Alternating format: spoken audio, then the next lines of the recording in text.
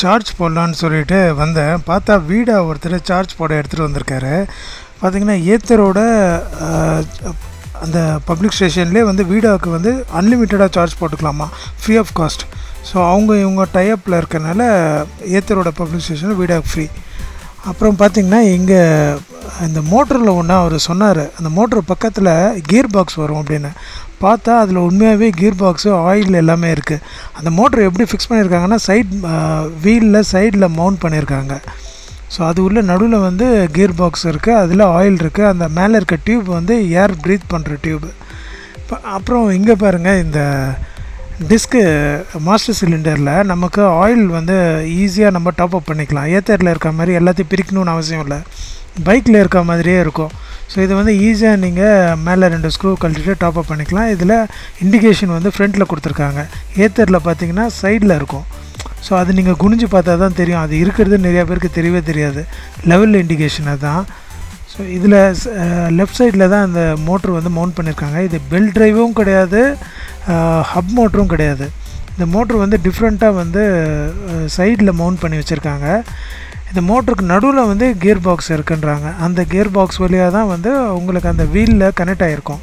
So இந்த motor சுற்றும், அதுக்கு நடுவில் நார்மலாக வந்து ஸ்கூட்டரில் இருக்கும் இல்லையா, அந்த கியர் பாக்ஸ் தான் இதில் இருக்க மாதிரி சொல்கிறாங்க.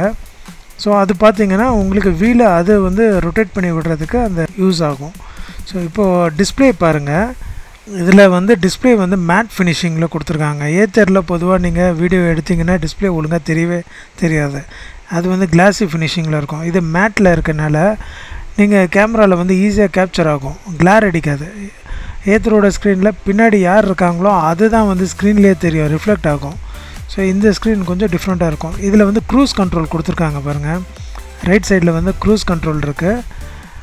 நீங்கள் ஏதாவது ஒரு ஸ்பீடில் போய்ட்டு நீங்கள் ஏதாவது அந்த ஸ்பீடில் லாக் பண்ணிட்டீங்கன்னா அந்த ஸ்பீடில் அப்படியே போகும். திரும்ப நீங்கள் ஏதாவது ஆக்சிலேட்டரோ பிரேக்கோ ப்ரெஸ் பண்ணும்போது திரும்ப ரிலீஸ் ஆகிடும். இப்போ 59% சார்ஜ் ஆகிட்டுருக்கு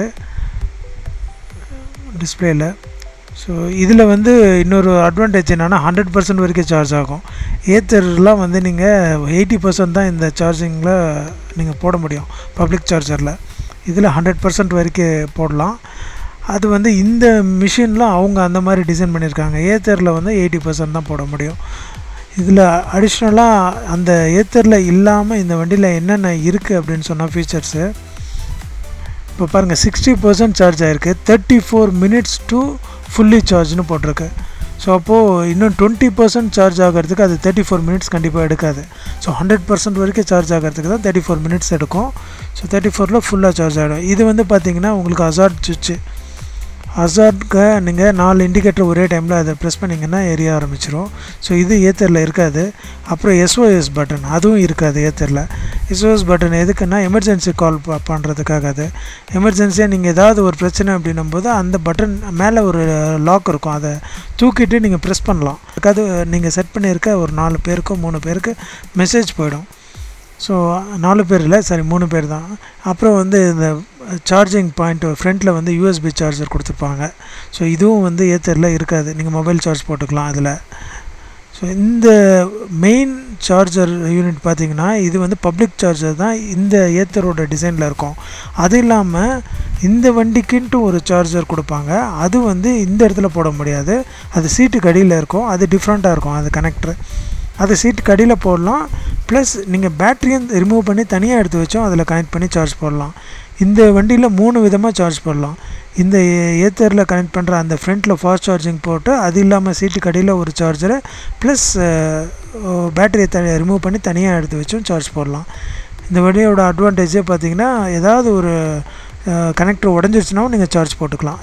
எனக்கு இந்த வண்டியில் பிடிக்காத 2 விஷயந்தான். ஒன்று, இதில் சீட்டு டிசைன் ரொம்ப கேவலமாக இருக்கும். அப்புறம் பேட்டரியோட ஃபிட்மெண்ட்டு, அது சென்டர் ஸ்டாண்டுக்கு அடியில் குனிஞ்சு பார்த்தாலும் அசிங்கமாக தெரியும்.